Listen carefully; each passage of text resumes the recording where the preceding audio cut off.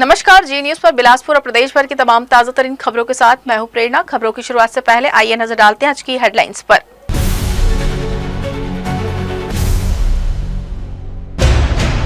रायपुर से सौर क्रांति की शुरुआत, सीएम विष्णुदेव साय ने 1.85 करोड़ की सब्सिडी बांटी। मुख्यमंत्री ने कहा उपभोक्ता ऊर्जा दाता भी बनेंगे।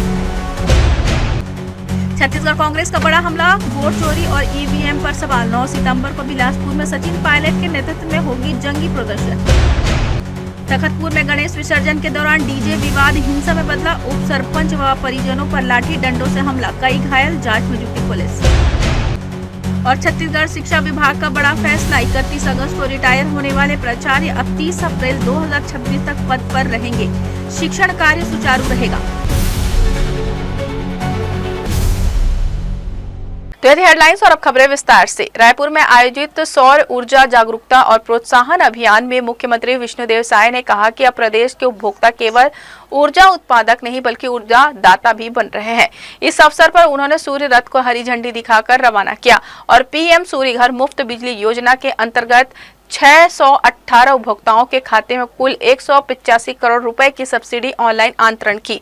मुख्यमंत्री ने बताया कि केंद्र और राज्य सरकार की संयुक्त पहल से उपभोक्ताओं को सब्सिडी और आसान वित्तीय सुविधा उपलब्ध कराई जा रही है। उन्होंने कहा कि आने वाले समय में उपभोक्ताओं को मुफ्त बिजली का लाभ मिलेगा। साथ ही पीएम कुसुम योजना के लाभार्थियों को लेटर ऑफ अवार्ड भी प्रदान किए गए। कार्यक्रम में उत्कृष्ट वेंडरों को सम्मानित किया गया और छात्र युवाओं ने सौर ऊर्जा के महत्व पर विचार रखे।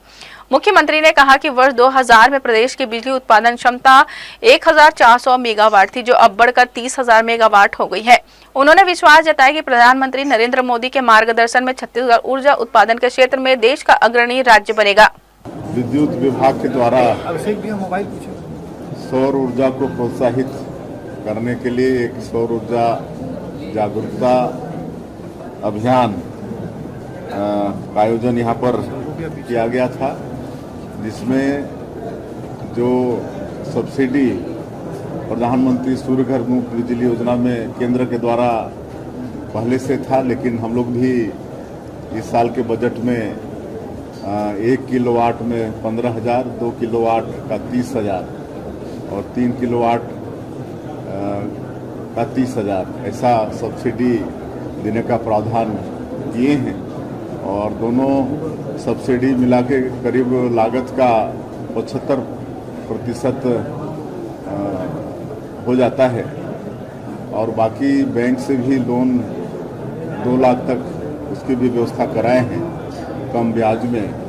तो इससे काफ़ी लोग प्रभावित भी हो रहे हैं और आज 618 लोगों को जिन्होंने अपने घर के छतों में प्रधानमंत्री सूर्य घर मुफ्त बिजली योजना का सोलर लगवाया है, पैनल लगवाया है, उनको जो प्रदेश की जो सब्सिडी है 1,83 लाख रुपया उनके हाथों में भेजने का काम किए हैं।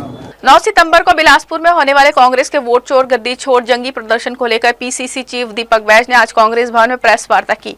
उन्होंने कहा कि बीजेपी और चुनाव आयोग के गठजोड़ को जनता ने सामने उजागर किया जाएगा। यह प्रदेश स्तरीय प्रदर्शन प्रदेश प्रभारी सचिन पायलट के नेतृत्व में होगा, जिसमें हजारों कार्यकर्ता और आमजन शामिल होंगे। बैज ने कहा कि वोट चोर गद्दी छोड़ अभियान का उद्देश्य लोगों तक यह संदेश पहुंचाना कि किस तरह से चुनाव में हेराफेरी की गई। जब उनसे पूछा गया कि क्या इस मुद्दे पर जनता के सामने कोई ठोस सबूत रखा जाएगा, तो उन्होंने कहा कि वोट चोरी सीरियल किलर की तरह ही की गई है। उन्होंने भरोसा दिलाया कि सबूत जुटाए जा रहे हैं और उचित समय पर जनता के सामने प्रस्तुत किए जाएंगे। प्रेस वार्ता के दौरान बैज ने चुनाव आयोग पर भी सवाल उठाए। उन्होंने कहा कि कांग्रेस आयोग से सवाल पूछ रही है, जबकि आयोग उल्टा कांग्रेस से ही सवाल कर रहा है। मंत्री केदार कश्यप के विवादित बयान पर बैज ने कहा कि अगर उन्होंने किसी की मां को गाली दी है तो क्या वह किसी की मां नहीं थी। उन्होंने तंज कसते हुए कहा कि बोएंगे पेड़ बबूल का तो आम कहां से खाएंगे।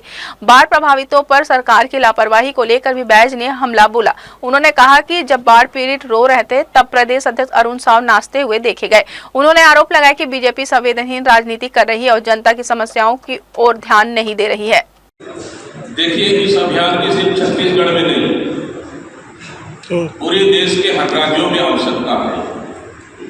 ठीक है, बिहार में अभी आने वाले समय में चुनाव है, लेकिन जिस तरह से ये सरकार छत्तीसगढ़ से शुरुआत की, छत्तीसगढ़, मध्य प्रदेश, राजस्थान, फिर उसके बाद फिर हरियाणा, महाराष्ट्र, इन राज्यों में मतलब बिल्कुल एकदम सीरियल किलर की तरह वोट चोरी इन्होंने किया और सरकार बनाए। उसको लेकर ताकि आने वाला समय में फिर चुनाव आयोग और भारतीय जनता पार्टी किसी अन्य राज्यों में वोट चोरी न कर पाए, इसलिए हर राज्यों को जागरूक करना आवश्यक है। और उसके लिए हमारे नेता माननीय राहुल गांधी जी, खड़गे जी, हमारे राष्ट्रीय अध्यक्ष लगातार इस मामले को उठा रहे हैं। देश के अन्य राज्यों की तरह अब छत्तीसगढ़ में भी SIR और वोट चोरी का मुद्दा जोर पकड़ रहा है। इस विषय पर प्रदेश कांग्रेस समिति सक्रिय हो गई है और पार्टी ने इस संबंध में तथ्यों की जांच शुरू कर दी है। PCC चीफ ने मीडिया से बातचीत के दौरान बताया कि कांग्रेस को कुछ तात्कालिक प्रमाण हाथ लगे हैं, लेकिन पार्टी तब तक कोई सार्वजनिक कदम नहीं उठाएगी जब इसका गहन परीक्षण पूरा नहीं हो जाता। PCC अध्यक्ष ने EVM की विश्वसनीयता पर भी गंभीर सवाल उठाए। उन्होंने कहा कि EVM पर सवाल पहले ही उठते रहे हैं और आज भी उठ रहे हैं। जब तक पूर्ण पारदर्शिता नहीं होगी तब तक जनता का विश्वास बहाल नहीं हो सकता। बिल्कुल, जिस तरह से बाकी राज्यों में वोट चोरी हुई है उसी तरह से हम लोग छत्तीसगढ़ में भी अभी परीक्षण करा रहे हैं जिला अध्यक्षों के माध्यम से, और हमें 101% है कि यहाँ पे भी बहुत सारे ऐसे मामले आएंगे और तथ्यात्मक रूप से कुछ चीजें और सामने आई है, लेकिन हम लोग उसको और क्लियरिफिकेशन कर रहे हैं ताकि कोई बात रखे हम तथ्य के साथ रखें और बहुत जल्द EVM पर तो आज भी सवाल है, कल भी रहेगा। वो डाइल्यूट तो नहीं हो रहा है? मैं आपको EVM पे आने वाला समय में हम पूरे प्रूफ के साथ, तथ्य के साथ हम आपको बता देंगे कि कैसे वोट EVM का वोट कैसे आता है, वो हम आपको बता देंगे। इसलिए देखिए क्या है, मैं प्रारंभिक तौर से कह रहा हूँ, आज खाली है, मैं आपसे बोल रहा हूँ, जब हम तथ्य और कागज लेके आएंगे उस दिन हम आपको प्रूफ के साथ हम लोग उस दिन करेंगे कि कैसे खेल होता है। चला रहे हैं, ये कहाँ तक सफल हो? देखिए, वोट चोर गद्दी चोर अभियान छत्तीसगढ़ में कल बड़ा सभा होने जा रही है बिलासपुर में, उसकी तैयारियां जोरों पर। पायलट सर आएंगे, हमारे प्रभारी और सेक्रेटरी भी आएंगे, तमाम प्रदेश के नेता रहेंगे। इस अभियान को हम लोग गांव-गांव तक, जन-जन तक पहुंचाएंगे और ये हम लोग बताएंगे कि ये सरकार दिल्ली में वोट चोरी से बन रही है, राज्यों में वोट चोरी से बन रही है। बिलासपुर नगर निगम की सामान्य सभा आखिर कब होगी, यह सवाल अब शहरवासियों की जुबान पर है। कई महीनों से सामान्य सभा की बैठक न होने से नागरिकों में गहरी नाराजगी है। कांग्रेस का आरोप है कि भारतीय जनता पार्टी शहर की असली समस्याओं से भाग रही है और जनहित के मुद्दों पर चर्चा करने से बच रही है। महापौर ने कहा कि जल्द ही सामान्य सभा कराई जाएगी। कांग्रेस का कहना है कि सामान्य सभा का न होना केवल एक औपचारिकता टलना नहीं है, बल्कि पानी की किल्लत, बिजली की समस्या, गड्ढों में तब्दील हो चुकी सड़कों और सफाई व्यवस्था जैसे गंभीर मुद्दों पर चर्चा टलना है। विपक्ष का आरोप है कि शहर के हालात बद से बदतर होते जा रहे हैं, मगर सत्ताधारी पार्टी आंख मूंद कर बैठी है। पूर्व महापौर रामशरण यादव ने बीजेपी पर सीधा हमला बोला। उनका कहना है कि निगम की सामान्य सभा ना बुलाना लोकतांत्रिक प्रक्रिया से खिलवाड़ है। जनता की समस्याओं का समाधान करने का मंच ही जब बंद हो तो यह साफ है कि सत्ता पक्ष जवाबदेही से बच रहा है। नगर निगम बिलासपुर में टोटल अधिकारी राज है। जनता के द्वारा चुने हुए जनप्रतिनिधियों का यहाँ पर अधिकारी सम्मान नहीं करते। जो अधिकार जनप्रतिनिधि का है, संवैधानिक अधिकार को भी ये लोग मानने को तैयार नहीं है। चाहे पहले का कार्यकाल हो, चाहे आज के वर्तमान का कार्यकाल हो, लगातार देखने में ये आता है कि सामान्य सभा का बैठक आहूत करने का जिम्मेदारी सभापति को होता है और सभापति नहीं बुलाता है सामान्य सभा बैठक तो महापौर बुलाता है, और महापौर नहीं बुलाता है उसी स्थिति में आयुक्त तो बुलाते हैं। लेकिन यहाँ पर उल्टा चल रहा है, सभापति भी सामान्य सभा बुलाने के लिए तैयार है, पत्र लिखते हैं, महापौर भी लगातार पत्र लिखते हैं, लेकिन जो बैठा हुआ यहाँ का अधिकारी है वो ऐसा हठधर्मिता करके बैठे हैं, जब उनकी मर्जी होगी तभी सामान्य सभा बैठक होगा। जीते हुए 70 जनप्रतिनिधियों का कोई औचित्य नहीं है, महापौर का कोई औचित्य नहीं है और जनता के हित में ध्यान देने वाला कोई यहाँ पर व्यक्ति नहीं है। इसलिए बिलासपुर एक ऐसे दिशा में जा रहा है कि भर्राशाही रवैया है और अधिकारियों के अधीन है। अधिकारी जैसा मर्जी जैसा चाहें वैसा वर्तमान में कर रहे हैं, क्योंकि ये बात मेरा अपना अनुभव है और आज का वर्तमान 7 माह का अनुभव है कि हमारे जीते हुए पार्षद, जीते हुए सभापति, जीते हुए महापौर के द्वारा सामान्य सभा बुलाने की कार्रवाई की जाती है, लेकिन बैठक आहूत नहीं की जाती है। सत्ता पक्ष और नगर निगम प्रशासन ने विपक्ष के आरोपों को बेबुनियाद बताया है। निगम आयुक्त अमित कुमार ने कहा कि पिछली सामान्य सभा में 1086 करोड़ रुपए का विशाल बजट पास हुआ था, जिसमें शिक्षा हब बनाने और जल संकट दूर करने जैसी बड़ी योजनाओं पर काम चल रहा है। उनका दावा है कि इन योजनाओं का असर आने वाले वर्षों में दिखाई देगा। आयुक्त अमित कुमार ने भरोसा दिलाया है कि सामान्य सभा की बैठक जल्द ही बुलाई जाएगी। उनका कहना है कि एजेंडा तैयार किया जा रहा है और महत्वपूर्ण योजनाओं को प्राथमिकता दी जा रही है। उन्होंने यह भी कहा कि जनता की समस्याओं का समाधान ही निगम की पहली जिम्मेदारी है और जल्द ही ठोस कदम उठाए जाएंगे। इसमें अप्रैल माह में लास्ट सामान्य सभा हुई थी, जिसको बीते हुए अभी 3-3.5 महीना हुए हैं। अगले सामान्य सभा के लिए अभी एजेंडा हमारे पास आ रहे हैं और इसमें कुछ बड़े सैंक्शन हमें प्राप्त हुए हैं, जिसका दर अनुमोदन भी होना है। तो ये सारे को देखते हुए जब हमारे पास फाइल्स पर्याप्त रेडी हो जाएंगी, प्लस जैसा एक डिस्कशन होने के बाद निकल के आएगा, वैसे सामान्य सभा जल्द से जल्द कराया जाएगी। इस संबंध में नगर निगम के महापौर पूजा विधानी से बात भी की गई। उन्होंने अपनी प्रतिक्रिया में कहा कि बिल्कुल नगर निगम को ज्ञात है, जल्द ही सामान्य सभा कराई जाएगी। सामान्य सभा के लिए बजट होना चाहिए, समस्याएं होनी चाहिए, जिसके बाद ही सामान्य सभा का आयोजन होता है।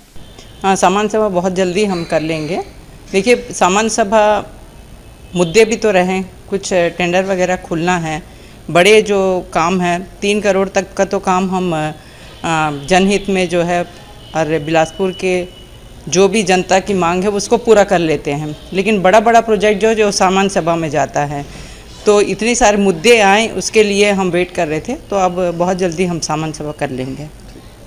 अब शहरवासी इंतजार कर रहे हैं कि अगली सामान्य सभा कब होगी और उसमें उनके मुद्दों पर किस तरह चर्चा होगी। कांग्रेस लगातार दबाव बना रही है, जबकि बीजेपी का दावा है कि विकास योजनाओं पर काम जारी है। लेकिन फिलहाल जनता का सबसे बड़ा सवाल यह है कि सामान्य सभा आखिर होगी कब। जी न्यूज़ के लिए कैमरामैन गोपाल मौर्य के साथ मोहम्मद नासिर की रिपोर्ट। लाल बहादुर शास्त्री स्थित देवकी नंदन दीक्षित भवन में सड़क सुरक्षा जागरूकता कार्यक्रम का भव्य आयोजन किया गया। इस कार्यक्रम में जिले भर से बड़ी संख्या में छात्र छात्राओं ने हिस्सा लिया। आयोजन का मुख्य उद्देश्य विद्यार्थियों को सड़क सुरक्षा के प्रति जागरूक करना और ट्रैफिक नियमों के पालन के लिए प्रेरित करना था।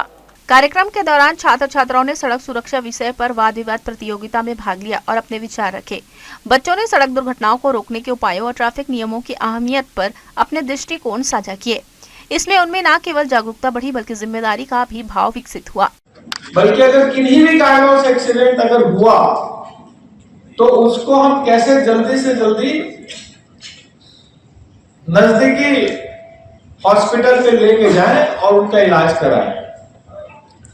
ये किसी के भी मम्मी पापा हो सकते हैं, जरूरी नहीं है कि हमारे जो जानने वाले हैं वही हो, कोई भी बच्चा भी हो सकता है, जरूरी नहीं है कि वो हमारे जानने वाले हो, लेकिन वो अल्टीमेटली हमारे जैसे ही लोग हैं।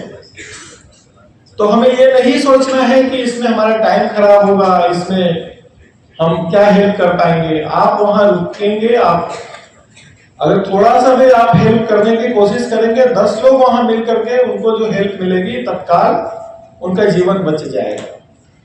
तो इंजीनियरिंग के लिए भी लगातार हमें प्रयत्न करना है।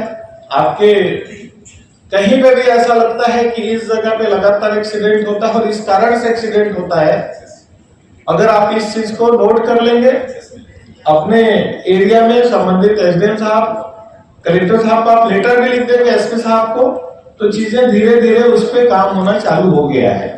इस मौके पर बिलासपुर कलेक्टर संजय अग्रवाल, पुलिस अधीक्षक रजनीश सिंह और जिला शिक्षा अधिकारी विजय पांडे विशेष रूप से उपस्थित रहे।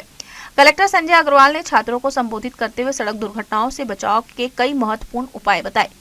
उन्होंने कहा कि छोटी सी लापरवाही बड़ी दुर्घटनाओं का कारण बन सकती है, इसलिए हर व्यक्ति को यातायात नियमों का पालन करना चाहिए। जीवन रक्षा ये संभाग स्तरीय जो कार्यक्रम जिला प्रशासन के द्वारा, राज्य शासन के निर्देश पर गृह मंत्रालय और शिक्षा विभाग के द्वारा आयोजित किया गया है, बहुत ही बेहतर है। क्योंकि बच्चे ही जो आज स्कूल के बच्चे हैं, कॉलेज के बच्चे हैं, यही हमारे ब्रांड एम्बेसडर हैं, वही समाज में जागरूकता लाते हैं। उनके द्वारा और शिक्षकों के द्वारा ये सारी चीज़ें समाज में लाई जाती हैं। निश्चित रूप से इसका प्रभाव बहुत अच्छा पड़ेगा, लोग अवेयर होंगे और उस अवेयरनेस से निश्चित रूप से सड़क दुर्घटनाएं कम होंगी। पुलिस अधीक्षक रजनीश सिंह ने कार्यक्रम में सभी छात्रों को सड़क सुरक्षा की शपथ दिलाई।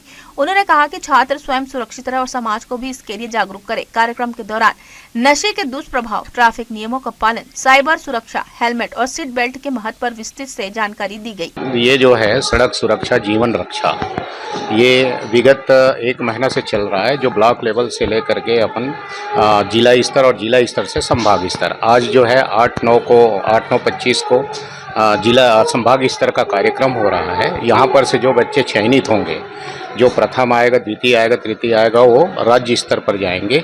और ये एक बहुत बढ़िया कार्यक्रम है जिसमें यही बच्चे, एक तरह से हम कहें, हम बीज बोने का काम कर रहे हैं। ये बच्चे अपने क्षेत्र में जाएंगे, विद्यालय में जाएंगे, अपने भाई को, भैया को, बहन को, माता पिता को ये जागरूक करेंगे। ऐसा विश्वास है। इस कार्यक्रम का उद्देश्य भी यही है कि जा करके गांव-गांव में ये जागरूक करेंगे। मुख्य अतिथियों ने सड़क सुरक्षा के तहत सतर्क रहने, गति सीमा का पालन करने, मोबाइल का उपयोग न करने, नशे की हालत में ड्राइविंग से बचने और ट्रैफिक सिग्नल का पालन करने की सीख दी। उन्होंने यह भी कहा कि सड़क सुरक्षा नियमों का पालन करना हर नागरिक की जिम्मेदारी है। आज संभाग स्तरीय सड़क सुरक्षा जीवन रक्षा विषय पर वाद विवाद प्रतियोगिता आयोजित की गई है। ये 4 चरणों में आयोजित की जा रही है ये प्रतियोगिता। और सबसे पहले विद्यालय स्तर पे हुआ, वहाँ से चयनित होकर के विकासखंड स्तर पे हुआ, विकासखंड स्तर से चयनित होकर के जिला स्तर पे हुआ, और जिले स्तर पे चयनित होकर के जो प्रतिभागी प्रथम, द्वितीय और तृतीय स्थान प्राप्त किए, वो आज 8 जिलों के प्रतिभागी यहाँ पर संभाग में उपस्थित हुए हैं और इनके बीच में वाद विवाद प्रतियोगिता का आयोजन किया जा रहा है। और यहाँ से चयनित होकर के प्रथम, द्वितीय और तृतीय स्थान प्राप्त करने वाले जो प्रतिभागी होंगे, उन्हें राज्य स्तर की प्रतियोगिता में भाग लेने का अवसर मिलेगा। कार्यक्रम में बच्चों ने उत्साहपूर्वक भाग लिया और नशे व ट्रैफिक नियमों से जुड़े सवाल पूछे। अधिकारियों ने उनके सभी प्रश्नों के उत्तर दिए और मौके पर ही उन्हें सड़क सुरक्षा से संबंधित व्यवहारिक जानकारी दी। इस प्रकार कार्यक्रम ने विद्यार्थियों में ट्रैफिक नियमों को लेकर गहरी जागरूकता और जिम्मेदारी की भावना जगाई गई। जी न्यूज के लिए कैमरामैन राकेश खरे के साथ प्रियंका सिंह की रिपोर्ट। हाल ही में शहर में कुछ घंटों की बारिश ने नगर निगम की तैयारियों की पोल खोल दी। विशेष रूप से सरकंडा क्षेत्र में जल भराव की गंभीर स्थिति उत्पन्न हो गई। यहाँ 6 से 7 घंटे तक पानी लोगों के घरों में जमा रहा, जिससे आमजन को भारी परेशानियों का सामना करना पड़ा। स्थानीय निवासियों का कहना है कि यह समस्या नई नहीं है। नगर निगम पिछले कई वर्षों से सरकंडा क्षेत्र में नाले के निर्माण की योजना बना रहा है ताकि पानी निकासी की समुचित व्यवस्था की जा सके, लेकिन अब तक कोई ठोस काम नहीं हुआ है। एससीएल द्वारा इस कार्य के लिए नगर निगम को समत मद से राशि भी प्रदान की जा चुकी है, परंतु निर्माण कार्य या तो बहुत धीमा है या फिर पूरी तरह प्रारंभ नहीं हो पाया है। ऐसे में क्षेत्रवासियों में आक्रोश बढ़ता जा रहा है। इस मुद्दे पर अब राजनीतिक आरोप प्रत्यारोप भी शुरू हो चुके हैं। पहले कांग्रेस की सरकार थी, अब भाजपा नेता में है और दोनों ही पार्टियां एक दूसरे पर पानी निकासी की समस्या को ना सुलझा पाने का आरोप लगा रही है। वर्तमान में भाजपा सरकार द्वारा आश्वासन दिया गया कि आगामी समय में क्षेत्र में जल निकासी की बेहतर व्यवस्था की जाएगी, लेकिन सवाल यह है कि कब तक जनता केवल आश्वासनों पर भरोसा करती रहेगी। वर्तमान स्थिति इस बार सरकंडा में जरूर परेशानी हुई है नागरिकों को। पिछले अनेक वर्षों से जनता की मांग है कि वहाँ पे बड़े नाले बनाए जाएं, पानी की निकासी का प्रमुख मुद्दा रहा है।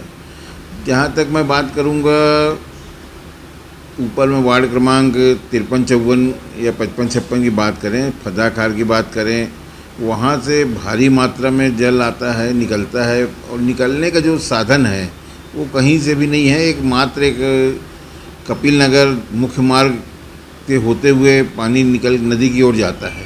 क्योंकि पानी निकासी का जो क्षेत्र है वो काफ़ी छोटा है और पानी व्यापक मात्रा में गिरता है। जब तक निकासी की पर्याप्त व्यवस्था नहीं होगी तब तो ये परेशानी सदैव सरकंडा वासियों को झेलना पड़ेगा। और इस बार निगम प्रशासन ने पूरी तैयारी की है कि जो कार्य 5 साल में नहीं हो पाए हैं वो इस बार बेहतर करें, जिससे आम जनता को पानी की निकासी। जांजगीर चांपा जिले में ड्राइविंग लाइसेंस के जालसाज जिला परिवहन कार्यालय के सामने खड़े जो कम समय में लाइसेंस बनवाने का झांसा देकर 4 से 5 हजार रुपए ऐंठ लेते हैं। वाहन चालकों को वाहन संबंधी कार्य में दलालों से मुक्ति दिलाने जिला परिवहन अधिकारी ने सरकार द्वारा प्रारंभ किए गए ऑनलाइन फॉर्म भरकर निर्धारित शुल्क जमा कर ड्राइविंग लाइसेंस के अलावा अन्य सुविधा का लाभ उठाने के अभियान चला रही है और दलालों पर कार्रवाई की चेतावनी दी गई है। ड्राइविंग लाइसेंस बनवाने के नाम पर दलाल सक्रिय है और कार्यालय पहुंचने से पहले ही आवेदकों को लंबी कतार और देरी से काम होने का हवाला देते हुए सीधा आवेदन नहीं करने की नसीहत देते हैं और कम समय में लाइसेंस बनवाने के लिए 4 से 5 हजार रुपए तक मांगते हैं। जिसमें आवेदन शुल्क के अलावा ऊपरी राशि मांगते हैं। ग्रामीण क्षेत्र से आने वाले वाहन चालक इसके झांसे में आ जाते हैं और दलाल के माध्यम से भी आवेदन करने के बाद ड्राइविंग लाइसेंस के लिए चक्कर लगाते रहते हैं। अभी यातायात का बहुत ज़्यादा पकड़ धकड़ चल रहा था, जिस कारण मैं आज लाइसेंस बनवाने आया था। जिससे यहाँ देखा कि यहाँ आते ही साथ आरटीओ ऑफिस के बाहर में इतना सारा दलाल बैठे हैं कि मैं बना देता हूँ। 3000 से 4000 के बीच में मांगते हैं और 5 मिनट लाइसेंस बना देता हूँ। मैं पूर्व में आया था, जिसके बाद मेरे पास कोई डॉक्यूमेंट रहने के बाद भी 3 से 4 दिन हो गया है। यहाँ सिस्टम पूरा बेकार है कि दलाल द्वारा 5 मिनट में लाइसेंस बनाने के आश्वासन दिया जाता है, ताकि यहाँ 3 से 4 दिन हो गया हम लोग यहाँ आते हैं। पूरा सिस्टम बेकार है आरटीओ ऑफिस का, जिससे आम जनता को बहुत ज़्यादा परेशानी हो रहा है। मैं सरकार से गुजारिश करता हूँ कि जो सिस्टम है जांजगीर चांपा जिले का आरटीओ ऑफिस को, सिस्टम को थोड़ा सुधारें और आम जनता को राहत मिले और दलालों से हम लोग को छुटकारा करें। एजेंट पकड़ते तो 4000 का थे और ऐसे हाथ बनवाए खुद से बनवाए हाँ तब पता नहीं कितना लगी। तो अगर खुद से बना तो कम बन जाही और एजेंट पकड़िया तो 4 से 5000 लगी। खुद से बनवाया में दो थोड़ा इधर इतनी घूमेल पड़ी बस, कुछ नहीं। एजेंट पकड़े एजेंट के चक्कर बेकार है, एजेंट रहना नहीं चाहिए। ये मोर कहना है। आदमी कहाँ से सब पकड़ी एजेंट, सरलता से काम हो जाएगा हाथ में। एजेंट तो बहुत जने, एक आदमी बोला दृश्य कि 4 से 5000 लगी, 400 पहली देगा दृश्य खुद से बनवा तो लोग कहीं जाल नहीं लगेगा दृश्य, तुरंत काम हो जाएगा दृश्य। तब मैं कह उतना दूर से आया मैं तो 400 काप दा, जब इतना दूर आ सका था तो 400 देख मतलब है क्या मोला 4000 काप दा। फिर मोर लाइसेंस 14 महीना हो गए, अभी तक वो प्रोसेस नहीं हो पाते। तो मैं अभी आए हूँ फिर के जहाँ और काम नहीं होते। मोर 14 महीना हो गए ओकर ना वीरेंद्र ही से तक प्रोसेस नहीं हो पाए है। और मोर लाइट लाइसेंस बन गए है 2022 में।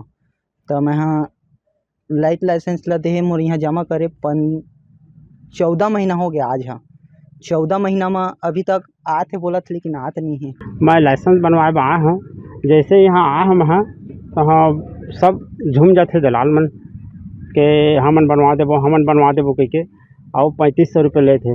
और यहाँ आए में अतका परेशानी है कि मत पूछो। और ओकर बाद में यहाँ के साहब मन का डायरेक्ट जैसे बनवैहा तो घुमाते, तो वही हमन दलाल के चक्कर में हम फंस के अब लाइसेंस ओकर बिना तो काम होबे नहीं करे, गाड़ी घोड़ा चले नहीं, तब बनवाए पड़त है। ये सिस्टम मन यहाँ के कर्मचारी जो हावे ना ते मन बिना पैसा दे बिना तो कामे नहीं करे, और पैसा में ही दिहा पहले ले तो काम हो ही और लाइन लगाए रहा, इती जाओ कि कई फिर चक्कर कटवाही, यही सब परेशानी हुई। आरटीओ ऑफिस में लाइसेंस बनाने के लिए बाहरी लोगों के हस्तक्षेप पर जिला परिवहन अधिकारी ने बताया कि विभाग द्वारा वाहन एजेंसी के अलावा किसी भी एजेंट की नियुक्ति नहीं की है। जो भी एजेंट अपने आप को विभाग से जुड़ा हुआ बता रहे होंगे वे लोगों को भ्रमित कर रहे हैं। जिला परिवहन अधिकारी ने कहा कि लोगों की सुविधा के लिए शासन ने ऑनलाइन आवेदन करने की सुविधा दी है। सीधा आवेदन करने पर जो समय लगेगा वही समय दूसरे लोगों के लिए भी लगता है, जो प्रक्रिया पूरी होने के बाद ही लाइसेंस जारी होती है। उन्होंने लोगों से कहा कि दलालों के चुंगल में ना फंसे और कोई बहकाता है तो उसकी शिकायत मिलने पर कार्रवाई भी की जाएगी। इसमें तो मेरा आम जनता से अपील रहेगा कि अपना लाइसेंस के लिए आवेदन वो स्वयं परिवहन.gov.in में जाके कर सकते हैं, अन्यथा परिवहन सुविधा केंद्र में भी जाके अपना लर्निंग लाइसेंस प्राप्त कर सकते हैं, वहाँ से भी आवेदन कर सकते हैं। वहाँ जो शुल्क पटेगा वो निर्धारित शासन द्वारा जो देय शुल्क है वही पटेगा। इसके अलावा मेन ड्राइविंग लाइसेंस के लिए अपना आवेदन करके आरटीओ ऑफिस आके अपना ड्राइविंग टेस्ट दे के अपना लाइसेंस प्राप्त किया जा सकता है। इसमें किसी भी दलाल या किसी ऐसे आदमी के अनऑथराइज्ड आदमी के उसमें ना पड़े कि कोई बोलता है 5 मिनट में लाइसेंस बन जाता है, यहाँ नहीं आना पड़ता है, ऐसे लोगों के चक्कर में ना पड़े। दलाल लोग जो है अभी कुछ जो शोरूम के संचालक है उनके द्वारा जो ऑथराइज्ड एजेंट है केवल उनको ही अनुमति दी जाती है, और बाकी जो अनऑथराइज्ड पर्सन उसको कोई अनुमति नहीं है, जिसके लिए कार्यालय में अगर कोई ऐसा पाया जाएगा उसमें भी कार्रवाई की जाएगी। आरटीओ विभाग में दलालों की सक्रियता किसी से छिपी नहीं है, लेकिन विभागीय अधिकारी लोगों से ही इस प्रथा का विरोध करने के लिए कह रहे हैं। लेकिन आवेदन के बाद कार्यालय के सामने लाइन लगाकर घंटों इंतजार लोगों को दलालों के शरण में जाने की मजबूरी बना देती है। ऐसे में विभागीय अधिकारियों को चाहिए कि आम लोगों के काम को सरल और सहज तरीके से कर उन्हें राहत दिलाए। जी न्यूज़ के लिए कैमरामैन मनीष पाल के साथ आलोक अग्रवाल की रिपोर्ट। छत्तीसगढ़ की न्यायधानी बिलासपुर में रावण दहन आयोजन को लेकर विवाद गहराता जा रहा है। सरकंडा स्थित साइंस कॉलेज मैदान में प्रशासन द्वारा किसी अन्य व्यक्ति को परमिशन दिए जाने के बाद अर्पांचल लोक मंच संगठन खुलकर विरोध में उतर आई है। समिति के अध्यक्ष सिद्धांशु मिश्रा ने इसे द्वेषपूर्ण बताते हुए चेतावनी दी है कि यदि प्रशासन अनुमति नहीं देता है तब भी रावण दहन वहीं किया जाएगा, भले ही इसके लिए जेल ही क्यों न जाना पड़े। अर्पांचल लोक मंच समिति का कहना है कि वे कई वर्षों से सरकंडा साइंस कॉलेज मैदान में रावण दहन और अन्य सांस्कृतिक कार्यक्रम आयोजित करते आ रहे हैं। इस वर्ष भी उन्होंने कॉलेज प्रबंधन और प्रशासन से अनुमति मांगी थी, लेकिन अचानक यह परमिशन किसी अन्य व्यक्ति सिद्धार्थ भारती को दे दी गई। इस फैसले से समिति और प्रशासन के बीच असमंजस की स्थिति बन गई है। इस मुद्दे को लेकर समिति ने प्रेस कॉन्फ्रेंस आयोजित की। अध्यक्ष सिद्धांशु मिश्रा ने प्रशासन पर आरोप लगाया कि वह दबाव में आकर काम कर रही हैं। उन्होंने बताया कि 2 सितंबर को पत्र के माध्यम से यह जानकारी दी गई कि मैदान का आवंटन सिद्धार्थ भारती को कर दिया गया है, जबकि इससे पहले हर साल मंच को ही परमिशन दी जाती है। यदि हमको 48 घंटे के भीतर प्रशासन नहीं देता है अनुमति तो हम उग्र आंदोलन करेंगे, और वो आंदोलन मैं वापस आपको बोल रहा हूँ वो बहुत बड़ा आंदोलन होगा। परंतु ये हम सब के लिए शर्म की बात होगी यदि दशहरा मनाने के लिए, एक धर्म के कार्यक्रम के लिए, राम जी का नाम लेने के लिए भी अगर हम सबको आंदोलन करना पड़े तो ये बिलासपुर शहर, बिलासपुर जिले के लिए मेरे ख्याल से और हम सब के लिए शर्म की बात। रावण दहन हम करेंगे हर हाल में, लेकिन हम चाहते हैं विधिवत अनुमति के साथ, समरसता के साथ। और हम वो जो सिद्धार्थ भारती भाई हैं जिनको दिया गया है, जिसको हम जानते भी नहीं है, हम तो उनको भी हाथ पकड़ के मंच में बैठाएंगे यदि हमको अनुमति दी जाती है, और उन्हीं के हाथ से हम रावण दहन करा देंगे। अगर उनको इतना शौक है दूसरे जगह से आकर के वहां मनाने का, हम उन्हीं के हाथ से रावण दहन करा देंगे। हमको रावण दहन करने का और गेस्ट बनाने नहीं बनाने का कोई विषय नहीं है। हमको बस समरसता, धार्मिक भाईचारा, किसी भी तरह का आपस में कोई झंझट ना हो और प्रेम व्यवहार से ये त्योहार निपटे, बस ये हम हाथ जोड़ के विनती करते हैं। मिश्रा ने दावा किया है कि इस मामले में जब उन्होंने प्रशासन और पुलिस अधिकारियों से बात की तो उन्होंने भी दबाव में परमिशन दिए जाने की बात कही। मंच अध्यक्ष ने आगे कहा कि इस विषय को लेकर वे बेलतरा विधायक सुशांत शुक्ला से भी मुलाकात करेंगे। उन्होंने सवाल उठाया कि जब कॉलेज प्रबंधन ने पहले ही एक आवेदन स्वीकार कर लिया था तो फिर दूसरा आवेदन क्यों स्वीकार किया गया। मिश्रा ने संकेत दिया कि इस पूरे प्रकरण में किसी बड़े दबाव की भूमिका है, जिसका नाम वे जल्द उजागर करेंगे। सिद्धांशु मिश्रा ने स्पष्ट कहा है कि किसी भी कीमत पर रावण दहन का आयोजन साइंस कॉलेज मैदान में ही किया जाएगा। जरूरत पड़ने पर समिति न्यायालय का दरवाजा भी खटखटाएगी। उन्होंने 2 टूक कहा कि जेल जाना पड़े तो वो भी पीछे नहीं हटेंगे और वर्षों से चली आ रही परंपरा को हर हाल में जारी रखेंगे। जी न्यूज के कैमरामैन राकेश खरे के साथ प्रियंका सिंह की report. All India station master association की तिमाही बैठक बिलासपुर में आयोजित की गई, जिसमें स्टेशन मास्टरों की समस्याओं और रेलवे संचालन की चुनौतियों पर गहन मंथन किया गया। अध्यक्ष प्रमोद कुमार ने कहा कि रेलवे लगातार प्रगति कर रहा है, लेकिन स्टेशन मास्टरों की संख्या नहीं बढ़ रही। सीमित संसाधनों और कम जनशक्ति के बावजूद लाखों यात्रियों की सुरक्षा की जिम्मेदारी उठानी पड़ रही है। सेक्रेटरी जनरल शरद चंद्र पुरोहित ने बताया कि पूरे देश में करीब 40,500 स्टेशन मास्टर 7,400 से अधिक स्टेशनों पर काम कर रहे हैं। औसतन एक स्टेशन पर 4 स्टेशन मास्टर तैनात है, जबकि बड़े शहरों से दिल्ली और मुंबई में दबाव कहीं अधिक है। इसके बावजूद स्टेशन मास्टर लगातार सुरक्षित संचालन सुनिश्चित कर रहे हैं। बैठक में महिला कर्मचारियों की समस्याओं पर भी चर्चा हुई। नाइट ड्यूटी से राहत, अटैच टॉयलेट और चेंजिंग रूम की सुविधा की मांग प्रमुख रही। साथ ही CCL बाल देखभाल अवकाश को 2% तक बढ़ाने की बात भी रखी गई। एसोसिएशन ने कहा कि यात्रियों की सुरक्षा और रेलवे संचालन को सुचारू बनाए रखने के लिए स्टेशन मास्टरों की समस्याओं का समाधान आवश्यक है।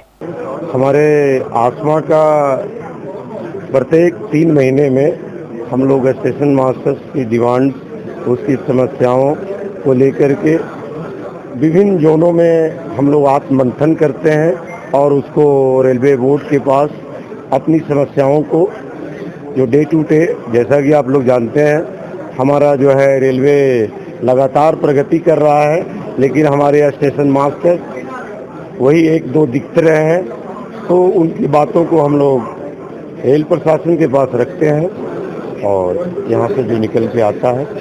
मैं Sharad Chandra Purohit, secretary general all India station master association. हम यहाँ पर झारखंड की भूमि में बिलासपुर के अंदर हमारी CEC central executive committee meeting कर रहे हैं, जो हम हर 3 महीने बाद में करते हैं। हमारी जो मुख्य समस्याएं उनके ऊपर हम यहाँ पर मंथन करते हैं, आगे की स्ट्रेटेजी बनाते हैं कि किस प्रकार से इन समस्याओं को हल किया जाए। नाइट ड्यूटी अलाउंस हमारी प्रमुख समस्या है। हम 12 घंटे के रोस्टर के अंदर काम करते हैं, हमारा कैडर रिस्ट्रक्चरिंग नहीं हुआ है, गाड़ियों का दबाव इतना जा रहा है, स्टेशन मास्टरों की बहुत कमी है। 39,500 स्टेशन मास्टर पूरे भारतवर्ष के अंदर 7,400 स्टेशनों पे काम करते हैं। अगर इनका एवरेज निकाला जाए तो एक स्टेशन के ऊपर 4 निकलते हैं, जबकि दिल्ली, बम्बई जैसे बड़े बड़े स्टेशन पर एक ही स्टेशन पे 55 मास्टर काम करते हैं। हम इतनी कम स्टेशन मास्टर में भी गाड़ियों का संचालन कर रहे हैं। हम यात्रियों को ये आश्वासन देना चाहते हैं कि उनके गंतव्य स्थान तक उनका हम सुरक्षित पहुंचाएं। गणेश नगर वार्ड क्रमांक 46 स्थित शासकीय प्राथमिक एवं पूर्व माध्यमिक शाला की स्थिति बेहद जर्जर हो चुकी है। यह स्कूल न केवल पुराना बल्कि आस्था का केंद्र भी रहा है, जहां प्राइमरी से मिडिल तक करीब 350 विद्यार्थी पढ़ाई कर रहे हैं। भवन की हालत ऐसी हो गई कि छज्जे टूटे हुए हैं और दीवारों में दरारें साफ दिख रही हैं। स्थानीय लोगों और अभिभावकों का कहना है कि अब तक कई बार हादसे होते होते टल चुके हैं, लेकिन यह स्थिति लंबे समय तक नहीं चल सकती। भवन की कमजोरी बच्चों की जान पर भारी पड़ सकती है। रेलवे विभाग ने भी नोटिस जारी कर इसे खतरनाक घोषित किया है। वार्ड क्रमांक 46 के पार्षद इब्राहिम खान ने कलेक्टर को ज्ञापन सौंपकर स्पष्ट कहा है कि पिछले कार्यकाल से लेकर अब तक कई काम अधूरे रह गए हैं। स्कूल का आधा हिस्सा रेलवे क्षेत्र से जुड़ा है, जिससे लगातार नोटिस और परेशानियां आती रहती है। बार बार मांग के बावजूद जर्जर भवन को नहीं तोड़ा गया और बच्चों की पढ़ाई संकट में है। पार्षद ने प्रशासन और शिक्षा विभाग से आग्रह किया है कि अब और देरी ना की जाए, पुराने भवन को तुरंत तोड़कर नया भवन बनाया जाए ताकि बच्चे सुरक्षित वातावरण में पढ़ सके और अच्छी शिक्षा हासिल कर सके। लोगों ने चेतावनी दी है कि यदि इस ओर जल्द ठोस कदम नहीं उठाए गए तो किसी दिन बड़ा हादसा सामने आ सकता है।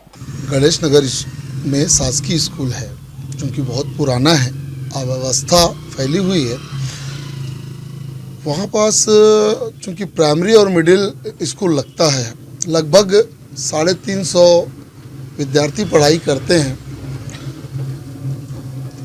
एक नहीं, दो नहीं, 3 कमरे क्षतिग्रस्त हैं, उसके छज्जे टूटे हुए हैं। कभी भी कोई बड़ा हादसा हो सकता है। हम लोग के द्वारा पूर्व से यह मांग करते आए कि बच्चों की पढ़ाई में दिक्कत हो रहा है, आप नए पुराने जो भवन है उसको तोड़कर नए भवन का निर्माण करें ताकि बच्चे अच्छी शिक्षा ले सके। पिछले कार्यकाल से इस कार्यकाल तक कुछ काम तो हुए हैं और कुछ काम बच गए हैं। बचे हुए कामों में मैंने कहा कि हमारे जो वार्ड का स्कूल है, आधा एरिया रेलवे से जुड़ा हुआ है। आए दिन रेलवे के द्वारा नोटिस या कुछ परेशानियाँ आती है, चूँकि वो पुराना बिल्डिंग में इतना जर्जर हो चुका है कि कभी भी कोई बड़ा हादसा हो सकता है। लगातार कलेक्टर जी को ज्ञापन के माध्यम से, एस्टीमेट के माध्यम से शिक्षा विभाग को हम लोगों के द्वारा समय समय पर उसकी मांग करते आ रहे हैं। हम लोग पूरा निवेदन करना चाहते हैं कि बच्चों की पढ़ाई को लेके वो जो परेशानियां हो रही है, तो वो टूटे हुए छज्जा को हटाकर नए भवन का निर्माण करने की कोशिश करें ताकि बच्चे अच्छी शिक्षा ले सकें। बुलेटिन में खबरें अभी और भी है, वक्त हो चला एक छोटे से ब्रेक का। हम लौटेंगे जल्दी छोटे से ब्रेक के बाद।